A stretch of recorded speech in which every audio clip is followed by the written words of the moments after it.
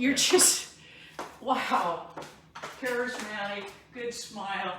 Good morning, welcome to Thursday Coffee. I'm Sandra LaFlamme with Jim Walker. Good morning.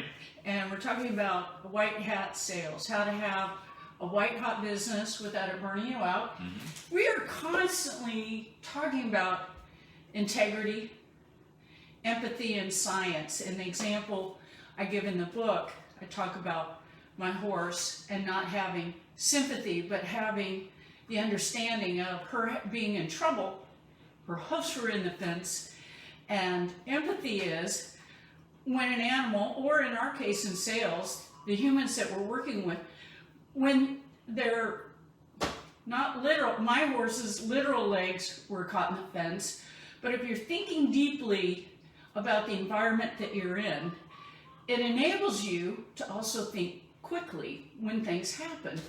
And when you're working with individuals and they are seeming like their mind or their legs are caught up in something, then we know how to address the situation and not take on their stress. Empathy.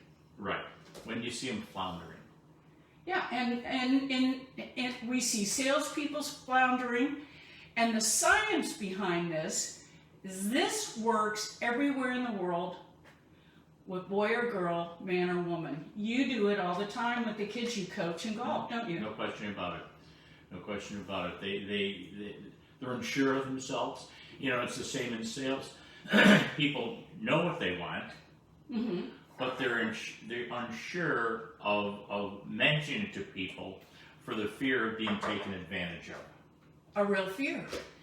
So consequently, in sales, not that you're really trying to sell anything, you're just trying to make them comfortable in what they already want to do.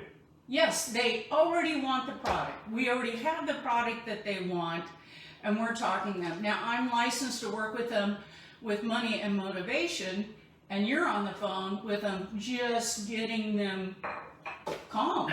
Getting them calm. They're afraid. Mm-hmm. Once they realize that you're not trying to take advantage of them, you're trying to help them, it's amazing how the people go from not interested to telling you everything that they want. It just spills out because all of a sudden they trust you. They trust you because the way you talk to them, the way you answer their questions, the questions you propose to them. It's not really difficult. It's just caring about the people you're dealing with. And caring in such a way that you're not taking on their stress when they're on the phone. Because right off the bat, we hear people say no quite a bit. Right. Exactly. And at the end, thank you so much for calling. It was a pleasure talking with you. And they're clicking on our ad, so we're not talking about cold calling. That's also a component of sales in all businesses. Well, if it's a business around the world and they're staffing it and putting people on the phone, and I've spoken about that because I get sales calls during the day, and you've heard me. Sure. And I'll ask them. Sometimes they're calling from the Philippines. Sometimes they're calling from India. I don't care where you're calling from. You're human. You're in business. You're getting paid to do something. You very well might have a product that I want, and I want to hear about it. Exactly. And usually, because I have this extra level of understanding, I am asking them to slow down just a little bit, usually, aren't I? No question. Yeah, exactly.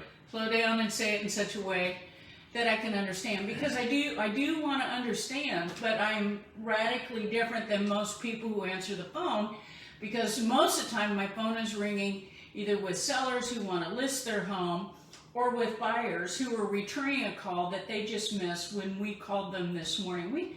We can log as many as 300 to 600 calls a day for people who wanted to speak to us. And in doing that, there's making those calls, there's people who are going to miss it, and they'll call back right away. And I'll answer the phone because I want to talk to them. And I also know that they want to talk. Their phone rang. They did call and ask for information, and they want to talk to a real life human being. They don't want to talk to a bot. People are tired of texting. They're Aren't you tired? Well, They just want to talk to someone who can understand where they're coming from. You know, it's not magic. It's not magic. It just they want to say, okay, I want to do this, and you say, well, that's a good idea. I think you should do that, as opposed to, no, I think you should do what I want you to do and do this. So, so many people are afraid of that response from you when they call. No, they're not. You're not interested in what they want.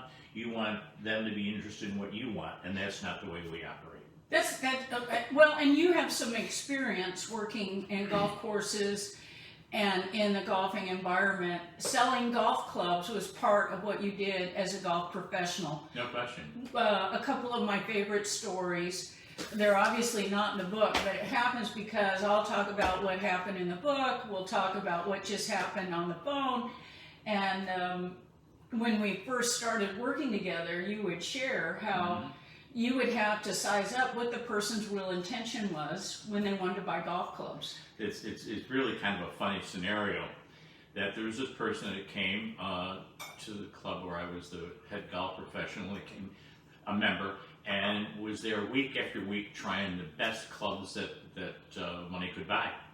And nothing improved this person's ability to play golf, and nothing ever would. It was just a very non-athletic person Yes. who started at a very late age, started over 60 years old, never played a sport. So finally, after weeks and weeks of doing this, I said to the person, you know, none of these clubs, let's be honest with each other, none of these clubs are going to help your game whatsoever. However, when you go to the cocktail party tonight and you tell them that you just bought a complete brand new set of Callaway, top of the line clubs, all the woods and irons, so they're all going to be very impressed. They said, really? I said, yeah, they bought the clubs, went on. So their intention was not to play better golf. It was to be, just to be in the community, people thinking good of them in their community. You know, she knew she was never going to play golf. Right. So that was a given. Yeah. So now what can I do to look good, I guess? Right, and you know, ironically, that also, where our tribe is, where we want to flock, where we want to be, we're finding that out because where we are is right near Siesta Key, and if you don't know about that beach, we're part of 35 miles of beach and many different islands and short bridges so you can get back and forth, so everyone has access to the Gulf of Mexico. And we have up to 90 golf courses here, lots of amenities, hospitals. So we're finding out a lot International airport. Several international airports in the area. We're finding people want to move here because there's jobs here, companies like it here. There's a flock here. No They're question. flocking together, but to be able to flock in any economy, there has to be jobs at all different levels. And then the business owners want to live in this area as well. So No question. we're going to be interfacing with some of those folks here in just a few moments. We wanted to help get you started with your Thursday morning, having some coffee. We know that if you're in sales, it's going to energize you to know that we're all working, we're all overcoming objections, Yes. and not to take no as the final. They don't really want you to say no. They want you to just help them to what they already know they want to do. It's not rocket science. There you go. There you go. Thank you so much. We'll talk to you soon. And I'm going to sign out, and we're going to go to work here in just a moment. Good. You see who just bought a house in